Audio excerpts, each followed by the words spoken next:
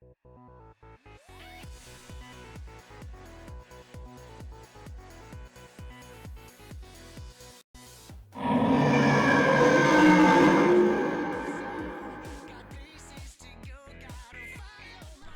guys, thanks for stopping in. Before we start, if you missed either of the first two episodes, check down in the description, both links are available there.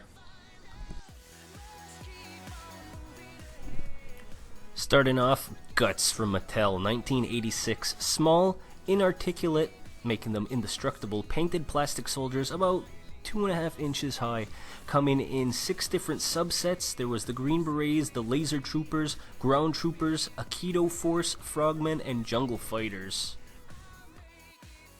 I personally loved Guts. They were cheaper than G.I. Joes, so you could take them outside and lose them in the backyard and it wouldn't really be a big deal. Really fun, I just wish they could move.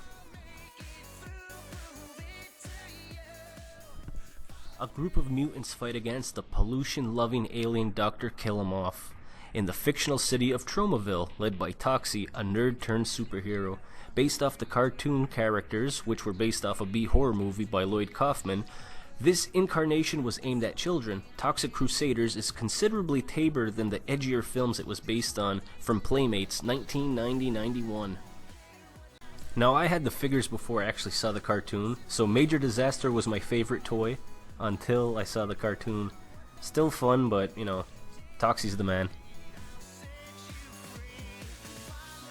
Coleco, 1985. John Rambo, an ex-Special Force member who served his time in Vietnam, just wanted to come back to his home and country. Trouble is, he doesn't fit in there. People shun him for what he did, and he can't adjust to civilian life. Now, I could be wrong, and please, if I am, let me know in the comments, but I think the first run of toys were actually based off the movie First Blood.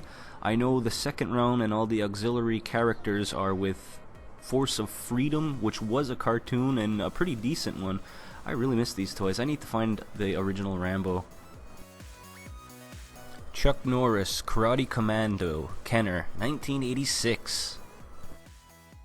Now, in 1986, Kenner was looking for a successor to their Star Wars line. So what they did was they created a 5-part miniseries cartoon, a comic, and 9 figures for this toy line, 3 of which happen to be different variations of Chuck Norris. They created a 5-part miniseries cartoon, a comic, and 1 vehicle. Sadly, it didn't really last that long. Looking back at the commercial, they were pretty cool. Kinney Kumon, forgive me. Although the anime was never adapted for America because it was too violent to get past the censors, toy company Mattel took a gamble and launched their own line of Kinkishi toys in either late 85 or early 86. Rebranded as M.U.S.C.L.E, millions of unusual small creatures lurking everywhere, the line used the same molds and flesh color plastic as their Japanese cousins. However, instead of vending machines, the figures were available in a variety of retail-friendly packaging options.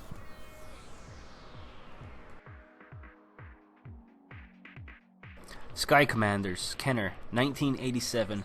Similar in style to M.U.S.C.L.E, where the vehicle were the selling point, not the figures, the toy line was much cooler than the actual cartoon was, which mainly consisted of the good guys versus the bad guys, the soldiers in mechanical vehicles on cables battling General Plague. Now for me, this is one of those great instances where it was a complete flashback to my childhood. When I saw the commercial of this, it came back to me. I was like 4 or 5 years old playing with these, and having the wires hooked up from the oven handle going across to the fridge. A lot of great memories. I really enjoyed this toy line. Air Raiders, Hasbro, 1987. Among the flurry of toy ideas in the 1980s, and I gotta say, we grew up in the best decade for toys, Hasbro came up with the line called Air Raiders. It was quite an interesting concept, utilizing air-firing missiles, unique vehicles, and 2-inch figurines. The line was unsuccessful, probably due to that it was underexposed and there was no cartoon or other merchandise to complement the toy line. Air Raiders only lasted 1 series, but they do remain a neat facet in the history of the 80s action figure boom. And that's episode 3. If I missed anything, or if there's a toy line that you really loved, not necessarily from the 80s, recommend the toy line down in the comments.